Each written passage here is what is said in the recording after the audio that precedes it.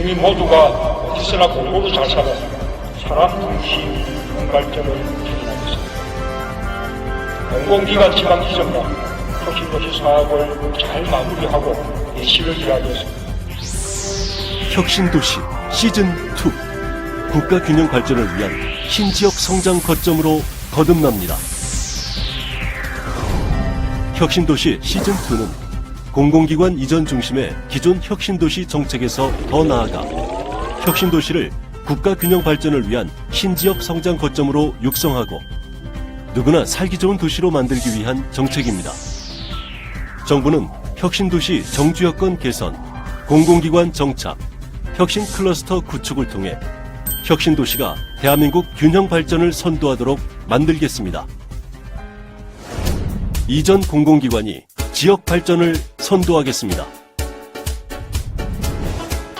이를 위해 이전 공공기관이 매년 지역 발전 계획을 수립하여 지역 발전에 실질적으로 기여할 수 있는 사업을 발굴해 추진토록 하겠습니다.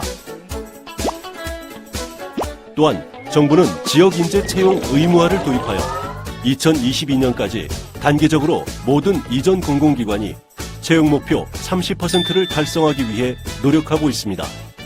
한전 본사가 수도권에 있을 때는 마냥 먼 꿈으로만 느껴졌지만 나주로 한전 본사가 이전을 하게 되면서 구체적으로 꿈을 꾸고 그리고 그 목표를 이룰 수 있었던 것 같습니다. 혁신도시 산업클러스터 활성화로 지역의 4차 산업혁명 역량을 키우겠습니다. 기업 입지에 유리한 환경 조성을 위해 기업 입지 여건을 개선하고 클러스터 용지 활용을 제고하겠습니다. 종합적인 기업 지원 시스템을 구축하여 기업의 혁신, 창업 활동 및 시장 수요 창출을 지원하겠습니다. 지속 가능한 산학연 생태계를 조성하여 관계 기관 간 공동 연구 개발 및 협력 기관의 활력을 불어넣겠습니다. 그리고 혁신 도시별로 혁신 도시 발전 지원센터를 구축해 연계 기업과 협력하며 지역 대학과 기업의 공간 임대 등 인큐베이터 역할을 강화하겠습니다. 지역 일자리를 만들어내겠습니다.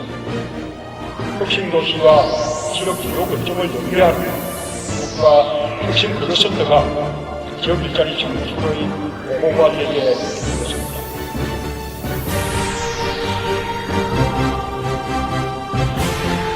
사람 중심의 국가 균형 발전 혁신도시 시즌2가 만들어갑니다.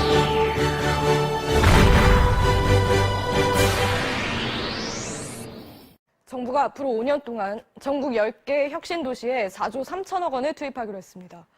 10개 혁신도시마다 테마를 정해 이에 따라 기업이 모여들고 사람들이 정착하는 도시를 만들겠다는 계획입니다. 국가균형 발전을 위해 공공기관을 지방으로 분산시키는 혁신도시 시즌2에 대한 기대감이 높아졌습니다. 새로운 기관의 이전과 함께 빛가람 혁신도시가 한 단계 더 도약할 수 있는 발판을 마련해야 한다는 목소리가 커지고 있습니다. 최근 도내 시군들이 혁신도시 시즌2를 유치하겠다고 나섰습니다. 정확히는 공공기관 2단계 이전을 말하는 건데 총선을 앞두고 정치적인 이슈로 부상하면서 일각에선 과열 경쟁을 부추기지 않을까 하는 우려도 나옵니다. 정부가 전국 혁신도시 활성화를 위해 혁신도시 시즌2를 진행하고 있습니다. 혁신도시를 국가균형 발전의 거점으로 육성하겠다는 계획인데 이를 담당할 컨트롤타워가 전국에서 처음으로 원주에서 출범합니다. 원주 혁신도시에 추진되고 있는 대형 유통업체 입점 사업이 도시계획위원회를 통과하며 속도를 내고 있습니다. 수도권 공공기관을 지역으로 옮기는 혁신도시 시즌2 사업을 두고 벌써부터 각 시군마다 유치 경쟁이 치열해지고 있습니다. 특히 내년 총선을 앞두고 과열 양상이 빚어질 가능성이 커지면서 강원도의 역할론이 대두되고 있습니다. 원주 기업도시는 일반 택지나 산업단지와는 달리 자급자족형 도시 형태로 조성됐습니다. 지역 경제에 적지 않은 영향을 주고 있는데요. 지금까지의 변화와 앞으로의 과제를 짚어봤습니다.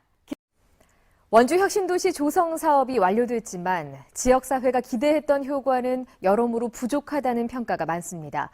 혁신도시 사업의 본래 취지를 살리기 위해서 이전 공공기관과 원주시가 함께 상생발전 방안을 마련해서 추진하기로 했습니다. 수도권에 남아있는 공공기관 120여 곳을 지방으로 이전하는 이른바 제2혁신도시 조성 사업이 주목받고 있습니다. 바로 간다. 인권사회팀 이준희 기자입니다. 최근 정부가 잇따라 대책을 내놓으면서 부동산 열풍이 주춤하고 있는데요. 하지만 지식산업센터는 예외라고 합니다. 각지에서 투기 세력이 계속 몰려들고 있다고 하는데요. 지식산업센터라는 게 원래는 중소기업이나 영세사업자가 싸게 분양을 받아서 업무 공간으로 사용하는 곳인데 이런 곳에 왜 투기꾼들이 몰려드는지 그 실태를 취재하러 바로 가보겠습니다. 경기도 동탄에 있는 지식산업센터 모델하우스를 찾아갔습니다. 마침 투자 설명회가 열렸는데 50명 정도가 와 있었습니다. 분양대행사 직원은 대출 규제가 심해지면서 이젠 투자할 때가 지식산업센터밖에 안 남았다고 말합니다.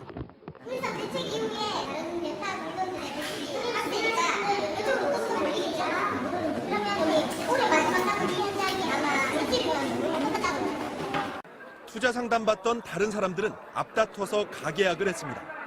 그때 제가 본 것만 10명이었는데 여기만 그런 건가 싶어서 다른 지식산업센터 모델하우스에도 가봤습니다. 직접 사업을 운영하시고 계신 거세요? 아니요. 네, 그럼 투자 쪽이시겠네요. 여기 투자하는 사람들이 많나요, 지식산업센터에? 거의 반 이상은 투자하시는 분들. 방금 들으신 대로 사업을 안 해도 아무나 다 분양받을 수 있다는 얘기인데요. 이게 대체 어떻게 가능한지 궁금했습니다. 자, 지금 보시는 이 돈은 제가 취재 지원금으로 회사에서 받은 건데요. 정확히 1,253만 3,640원입니다. 분양계약금인 이 돈을 가지고 제가 직접 계약을 하면서 투기꾼들이 어떤 식으로 돈을 버는지 낱낱이 보여드리겠습니다. 모델하우스에서는 이미 제 얼굴을 알고 있어서 일부러 근처 부동산 사무소로 갔습니다.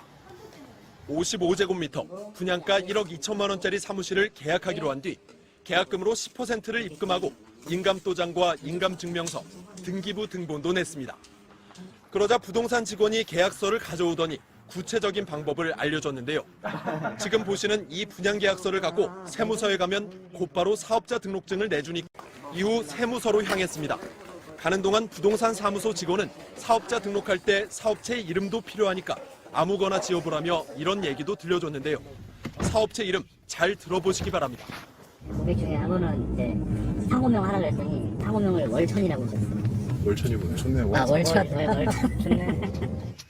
방금 들으신 월천이라는 말 이해되십니까? 지식산업센터 여러 채 분양받으면 월천, 그러니까 한 달에 1,000만 원 버는 것도 가능하다는 뜻이랍니다. 이게 어떻게 가능한지는 조금 뒤에 알려드리겠고요. 다시 세무서에 온 다음 상황을 보겠습니다. 지식산업센터 분양계약서 보여주고 사업 업종이랑 몇 가지를 부동산 직원이 시키는 대로만 적어냈더니 여기 소프트웨어 개발 공급업 어디에다가요? 쇼트에다가 소프트웨어 개발 및 공급업. 딱 10분 만에 일사천리로 사업자 등록증이 나왔습니다.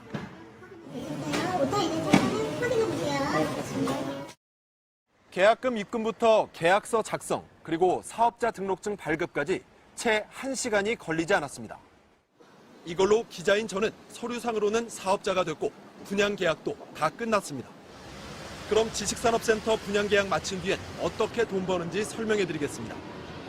단기 차익을 노리는 투기꾼은 웃돈, 즉 흔히 말하는 피를 붙여서 분양권을 입주 전에 팔아치웁니다. 지식산업센터는 무제한 전매가 가능하기 때문입니다. 제가 봤을 때는 20평짜리 기준으로 하면 3,000원 있지 않아요? 무정동에서 960만 원에 제가 분양시킨 적 있거든요. 그 준공 때 1억 3천 붙었어요, 피만. 반면 다달이 수익 얻으려는 이들은 임대 사업을 합니다. 업종에 임대업 추가해놓고 진짜 사무실 필요한 영세 사업자한테 세를 놓는 건데요. 이게 또 땅 짚고 헤엄치기입니다. 분양받을 때 계약금 10% 내는 것 말고는 큰 돈이 안 들기 때문입니다. 지식산업센터는 은행 대출이 분양가 80% 이상 가능하기 때문에 중도금하고 잔금은 이걸로 거의 낼 수 있고 세 놔서 월세 받으면 은행 이자 내고도 충분히 남는 장사입니다. 200 받으면은 100만 원은 이자고 100만 원은 내 거다. 수익률이 한 10% 정도 나와요. 투자들이 몰리는 이유가 여기에 있는데. 4월에 입주가 시작된 지식산업센터를 가봤습니다. 투기꾼들이 분양가를 너무 올려놔서 어쩔 수 없이 임대로 들어왔다는 사업자가 있는가 하면 살 의향은 있었죠. 근데 나온 물건이 없고요. 분야가 많이 올라가 있어가지고 뭐 어쩔 수 없잖아요. 지금 뭐 이 자본주의 사회에서는 수백만 원에서 수천만 원까지 웃돈을 줬다는 벤처 사업가도 여럿이었습니다. 500 줬어요. 500. 저는 깎고 싶죠, 당연히. 근데 이게 지금 자꾸 오르고 있다. 피해를 한 10천만 원 더 주고 들어오거든요. 기분 나쁘지만 어쩔 수 없죠. 저희가 지식산업센터 분양 계약을 한 건 취재 목적으로 분양을 받은 거니까요. 최대한 빨리 이 분양권을 실제로 입주를 희망하는 중소상공인에게 시세보다 저렴한 가격에 넘겨서 사무실로 쓸 수 있도록 돕겠습니다. 바로 간다. 이준입니다.